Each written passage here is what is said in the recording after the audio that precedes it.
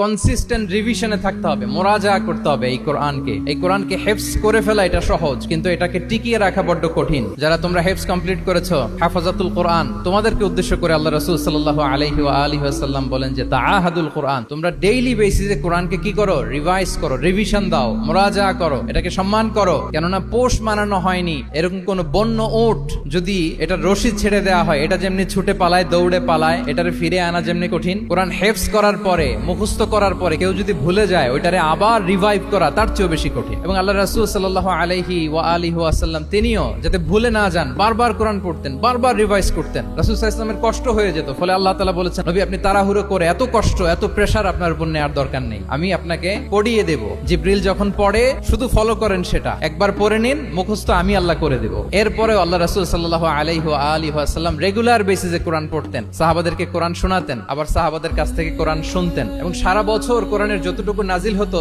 রমাদান আল মুবারাকে জিবরিল আলাইহিস সালামের সাথে রিভিশন করতেন। যে বছর তিনি ইন্তেকাল করবেন, ওই বছর দুইবার তিনি গোটা কোরআনকে জিবরিল আলাইহিস সালামের সামনে পেশ করেছেন, শুনিয়েছেন। তাহলে এটাই হচ্ছে সুন্নাহ। তিনি তো পৃথিবীর প্রথম হাফেজ নাকি? উনি রেখেছেন কিভাবে কোরআনকে? প্রিজার্ভ করেছেন কিভাবে? রিভিশনের মাধ্যমে। You have to revise a lot, you have to recite a lot. এটা আমাদের মনে থাকবে তো নাকি? শিক্ষার্থী বন্ধুরা আওয়াজ করো, মেক এ নয়েজ।